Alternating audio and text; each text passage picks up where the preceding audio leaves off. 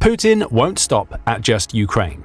Whether it's to resurrect his vision of the Russian Empire or to punish those who've stood firmly by Ukraine, many experts predict he'll push further into Europe. And it's not just analysts sounding the alarm. The potential targets know this threat all too well. Germany is one of them, and it's at the top of Putin's list of potential targets. So we have to ask, what would happen if Putin attacked Germany? Or perhaps more fittingly, when Putin attacks Germany? And we're not the only ones asking this. The German public broadcaster Bayerischer Rundfunk is also concerned.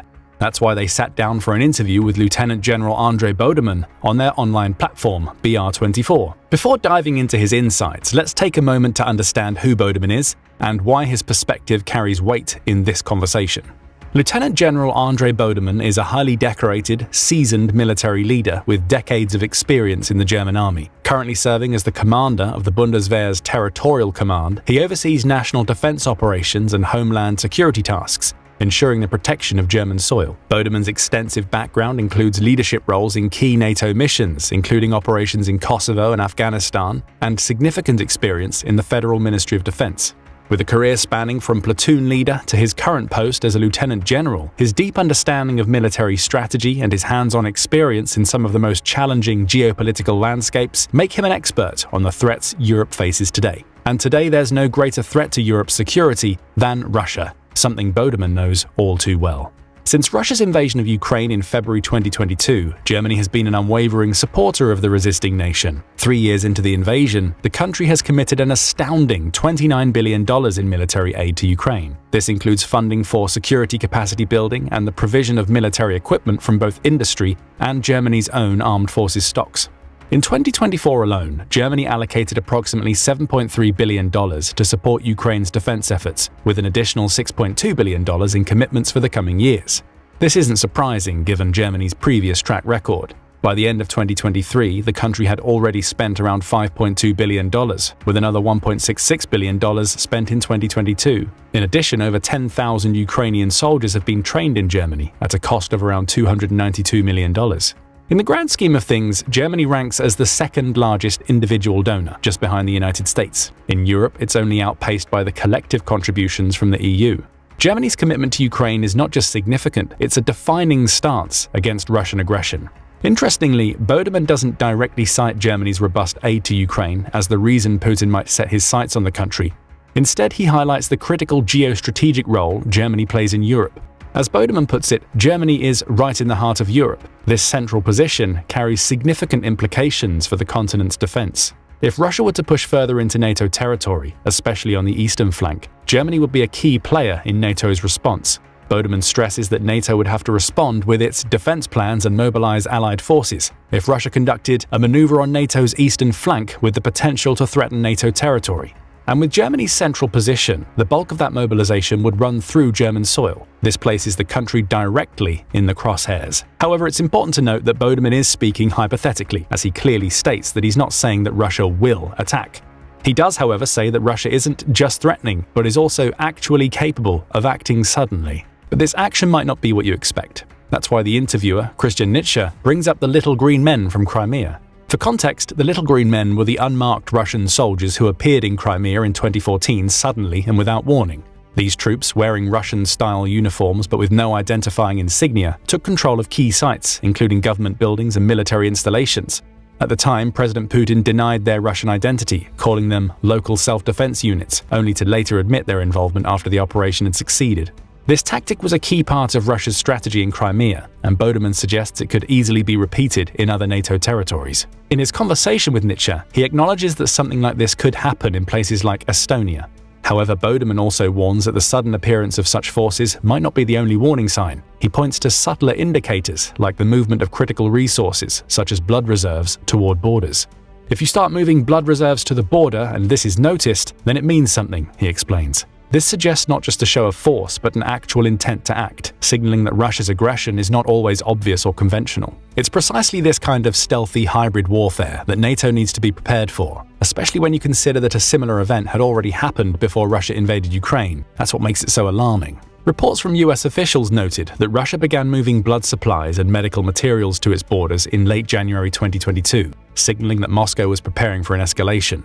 As retired US Lieutenant General Ben Hodges explained, "You would not execute an attack unless you have that in hand." In other words, the presence of blood reserves is a concrete sign that Russia was preparing for casualties, readying itself for a full-scale military operation. These new reports of similar logistical preparations tell NATO that Russia is beyond the stage of mere posturing, though truthfully NATO has known this for quite some time. That's why it has significantly increased its military presence in the east. Russia might be preparing for a war with NATO, but NATO won't be caught off guard, that's for sure. In fact, NATO has been long ready for such a scenario, particularly in response to Russia's aggression and its increasingly unpredictable behavior.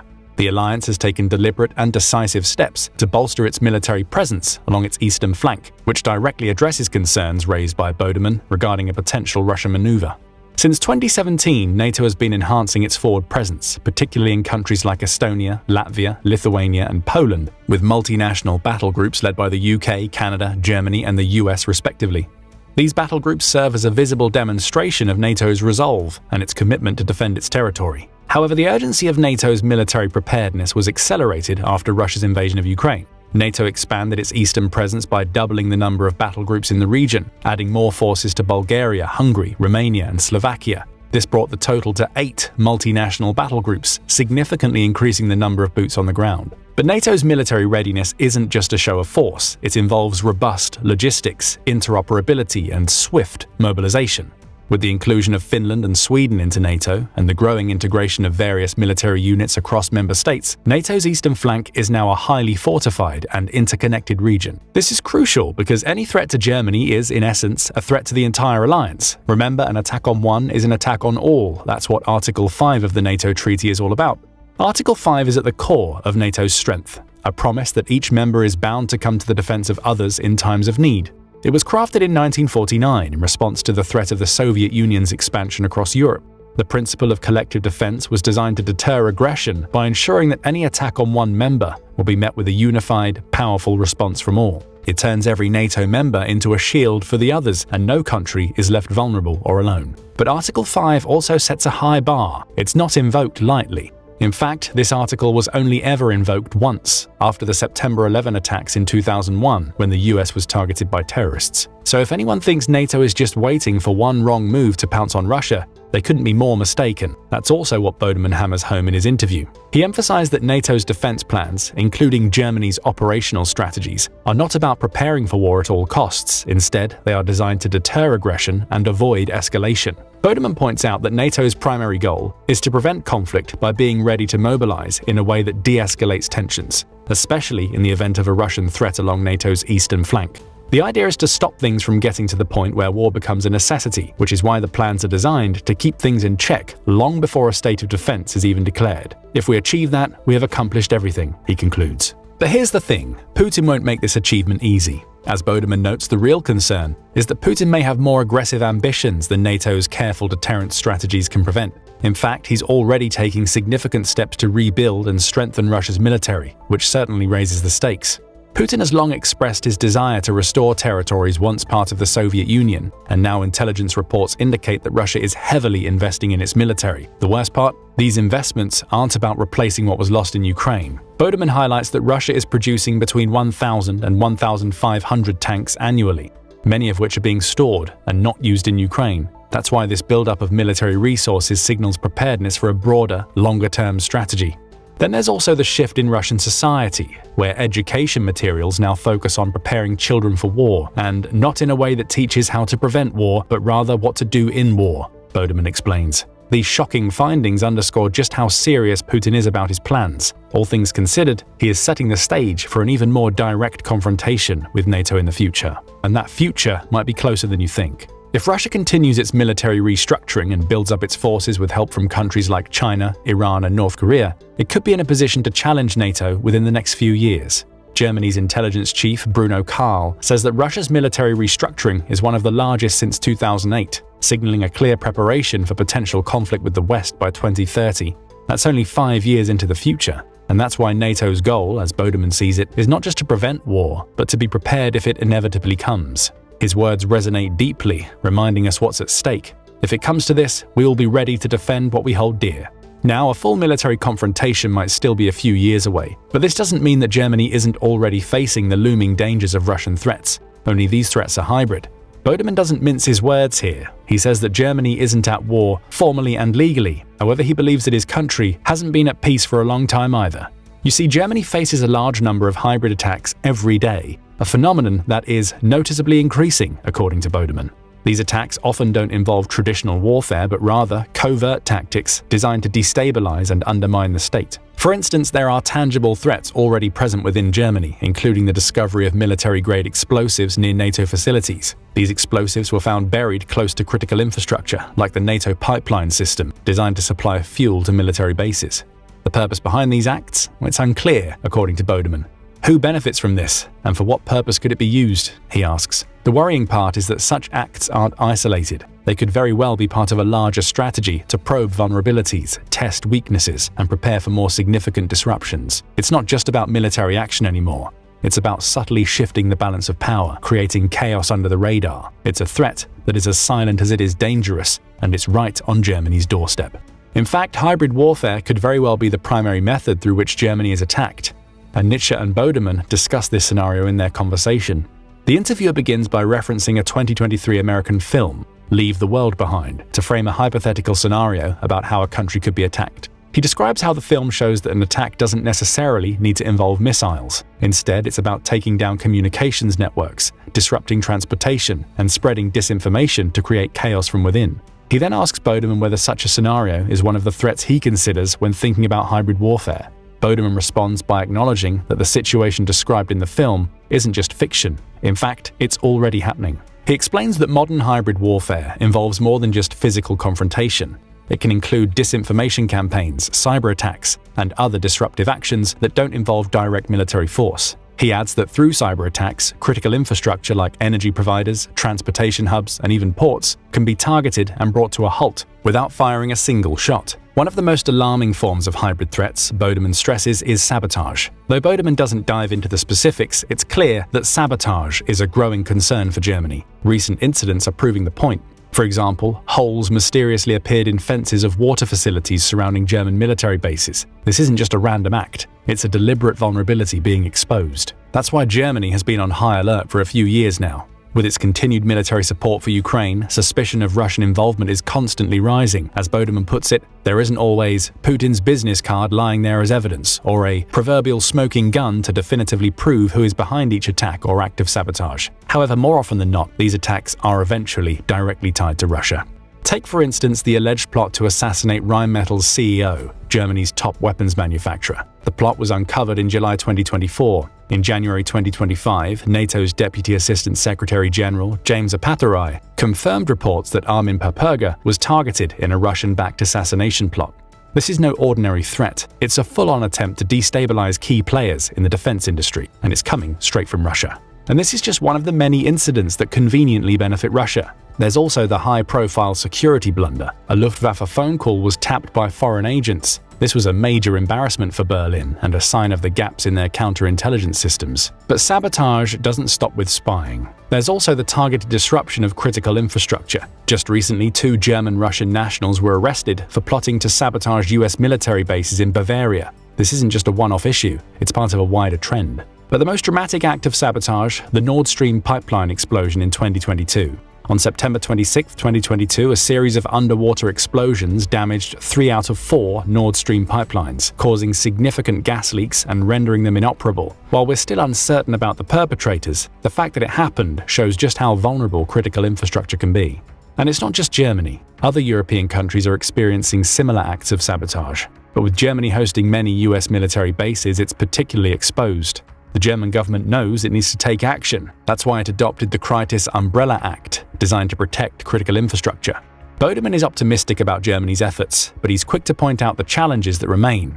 He also highlights the increased strategic importance of the Baltic Sea, with pipelines and undersea cables running through it. These areas are crucial, and that's why they've been targeted by sabotage attempts. That's also why Germany is stepping up its game. Naval patrols are more frequent, and they've increased cooperation with NATO. As Bodeman explains, we're much better networked than in the past. There's also better coordination with critical infrastructure operators, including port owners and shipping companies, which help track any suspicious activities. It's a smart move, no doubt. As Bodeman puts it, every wind turbine is now a sensor, showing how even the smallest details matter in this defense effort.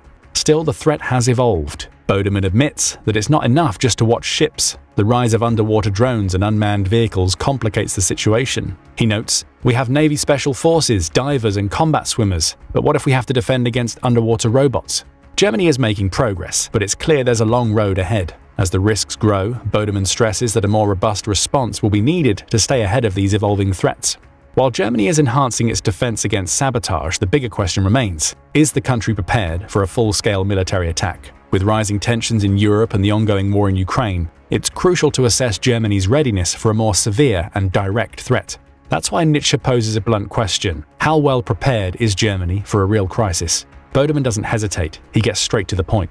He explains that Germany has been working with a large team, around 150 people, including members from the Bundeswehr, various federal ministries, and other organizations, to devise a robust response plan for potential threats, and the plan wasn't rushed. Bodeman notes they spent well over 100 days in classified settings working out every detail. This shows just how meticulous and well thought out Germany's preparation is for a major crisis. A key component of this preparation is the Germany Hub concept. This involves ensuring that Germany is able to protect its own borders. That's concern number one. But concern number two is supporting NATO's defense plans. Bodeman highlights the importance of logistical support in moving military convoys across German territory. How do we ensure that an American convoy, for an example, which lands in Vlissingen, Netherlands, moves through the Netherlands, crosses Germany's various federal states, and reaches Poland and Lithuania with full logistical support, he asks. This question gets to the heart of the matter. Germany must ensure smooth, rapid troop movements while still operating within the legal framework of peacetime. Bodeman's descriptions are pretty on par with Germany's previously unveiled plan, Operation Deutschland. This over 1,000 pages long plan is specifically designed for a large-scale crisis and prompted by Russia's actions in Europe. It outlines how the country would protect critical infrastructure, help mobilize up to 800,000 troops, facilitate the movement of up to 200,000 military assets, and prepare civilians for an emergency. Speaking of civilians, Bodeman also discusses what would happen to them if Russia attacked Germany. Germany can't just rely on the military, Bodeman explains. The civilian population would be critical in keeping the country running. With active troops likely stationed on NATO's eastern flank, Germany's main task would be logistical support. But instead of the Bundeswehr running everything, civilian businesses would step in. For example, private fuel companies would supply convoys and caterers would provide meals instead of military kitchens. It's not quite a call for everyone to fire up their grills, but it does show how civilians would step in to make sure the military gets fed, even if it's through the humble power of a sandwich, as Nietzsche humorously points out. But it's not just about logistics. Hospitals would face an overwhelming influx of casualties. We're talking about far greater numbers than in Afghanistan or Mali, Bodeman warns. The sheer scale would push the civilian healthcare system into overdrive. Civilian hospitals would need to team up with military hospitals to handle blast and gunshot wounds. Doctors need to be ready to handle injuries and wound patterns they don't typically see in everyday hospitals, he adds. And it doesn't stop there. In a full-scale crisis, companies would need to keep running because life must go on, Bodeman insists. Whether it's maintaining supply chains or keeping shops open, businesses will be essential for Germany to stay functional.